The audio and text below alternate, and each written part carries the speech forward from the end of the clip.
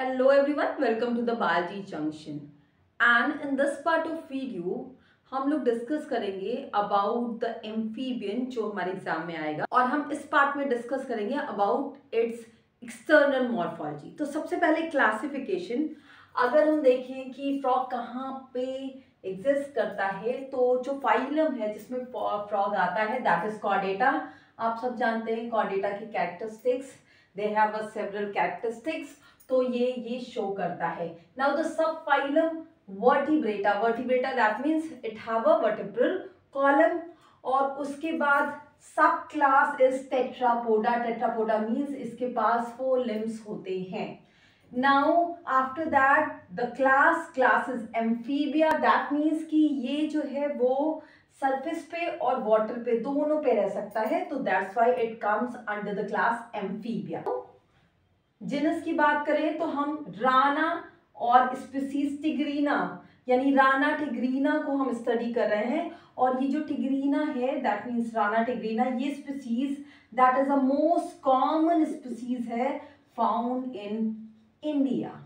सो India में ये species सबसे ज्यादा पाई जाती है और इसीलिए हम इसी को एज अ स्पेसिमेन स्टडी करेंगे।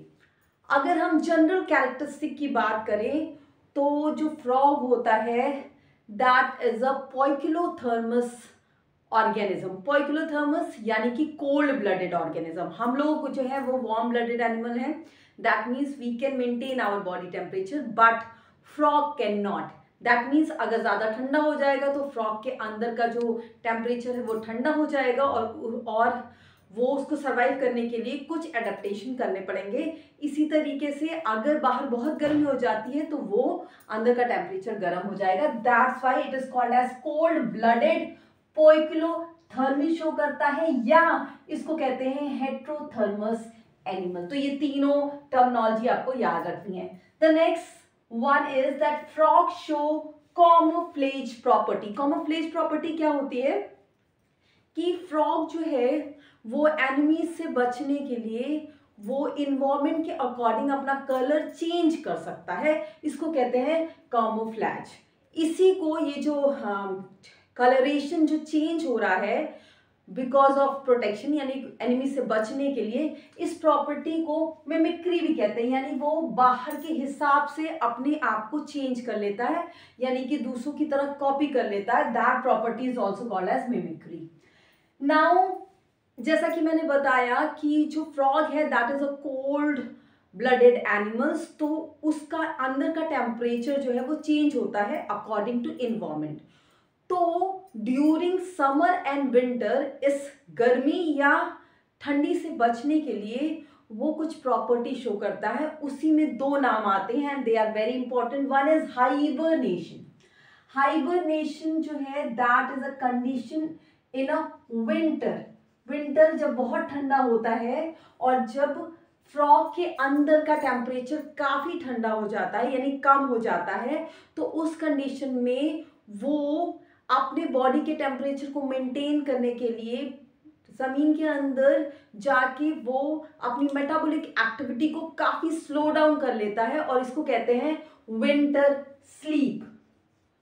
So this hibernation means winter sleep. इसी तरीके से during the summer aestivation, during the summer excessive heat की वजह से वो उसका अंदर का टेम्परेचर काफ़ी हाई हो जाता है और इस कंडीशन में वो किसी ठंडी जगह पे जाके वापस से अपनी मेटाबॉलिक एक्टिविटी काफ़ी स्लो कर लेता है और चुपचाप वो टाइम बीतने का वेट करता रहता है, तो उसको कहते हैं समर स्लीप।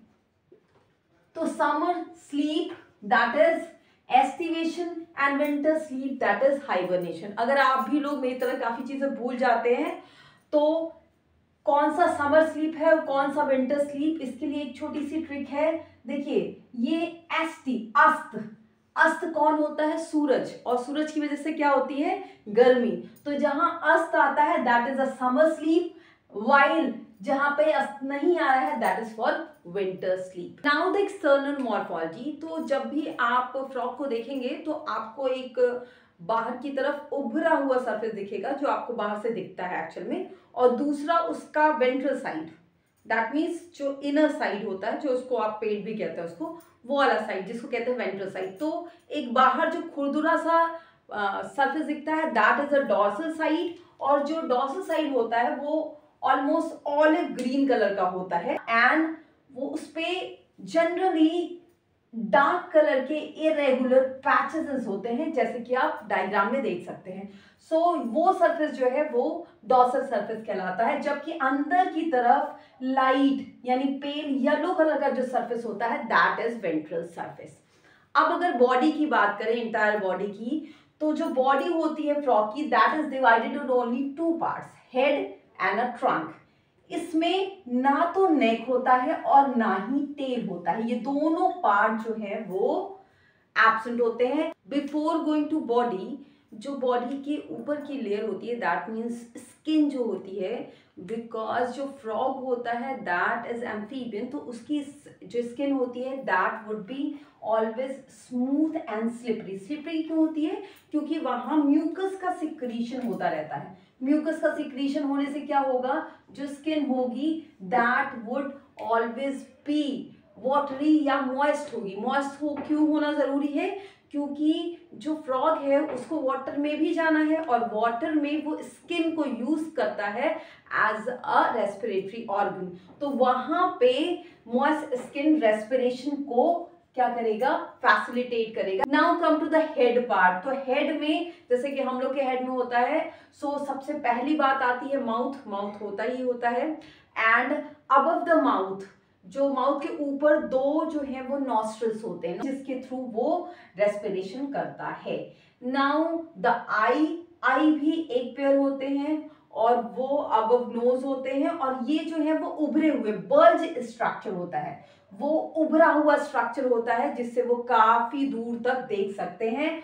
और जो इसकी आई होती है that is covered by a membrane, जो कि आंखों को पानी के अंदर जब फ्रॉग होता है और वो स्विम करता है तब वहां प्रोटेक्ट करती है, तो उस मेम्ब्रेन को कहते हैं निक्टेटिंग मेम्ब्रेन। तो फ्रॉग के आई में निक्टेटिंग मेम्ब्रेन होती है। Now bro spot. Bro spot क्या है? दोनों आंखों के बीच में यहाँ पे जहां पे हम लोग एक्चुअल में बिंदी लगाते हैं वहां पे एक लाइट ब्राउन कलर का स्पॉट होता है जिसको हम ब्रो स्पॉट कहते हैं। तो वो सिंगल होता है और वो जो स्पॉट होता है उसको हम पीनियल आई या थर्ड आई जिसको कहते हैं, या इसको वेस्टिजियल आई भी कहते हैं, तो ये भी प्रेजेंट होता है इन अ फ्रॉग। नाउ जो एक्सटर्नल ईयर होता है ये फ्रॉग में प्रेजेंट नहीं होता है, उसकी जगह पे जो ईयर ड्रम यानी इंटरनल ईयर है उसके साथ साथ एक मेम्ब्रेनस फोल्ड भी होता है जो कि साउंड वेव को रिसीव करता है और सुनने का काम करता है, तो उस मेम्ब्रेन को कहते हैं टिम्पैनिक मेम्ब्रेन। तो ये भी एक पेयर होता है और ये जो है वो साउंड वेव को रिसीव करता है, दैट मीन्स सुनने में हेल्प करता है फ्रॉग की। अब एक और स्ट्रक्चर होता है that is a vocal sac. Vocal sac एक साउंड प्रोड्यूस करने वाला स्ट्रक्चर है जो कि फीमेल फ्रॉग में प्रेजेंट नहीं होता है, it is only present in a male frog. और इसका काम क्या होता है, ये एक्चुअल में वर्क करता है ड्यूरिंग ब्रीडिंग सीजन।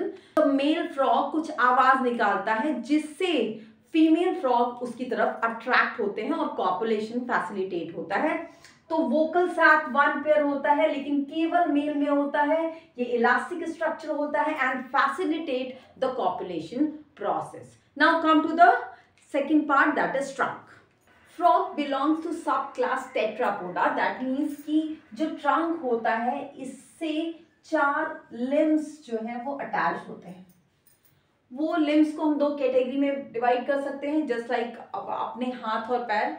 सो जो उनके हाथ दैट इज 4 लिम्स और हाइंड लिम्स। जो 4 लिम्स होते हैं that means the upper part पे जो लिम्स होते हैं उनमें केवल 4 उंगलियां होती हैं, दैट मीन्स उनमें ये थंब, अगर हम अपनी उंगलियों से उसको कंपेयर करें तो थंब एब्सेंट होता है, केवल 4 फिंगर्स होती हैं। और उसमें भी जो फर्स्ट फिंगर होती है you can see in a figure कि उसमें एक पैड लाइक स्ट्रक्चर होता है जिसको कहते हैं कॉपुलेटरी पैड।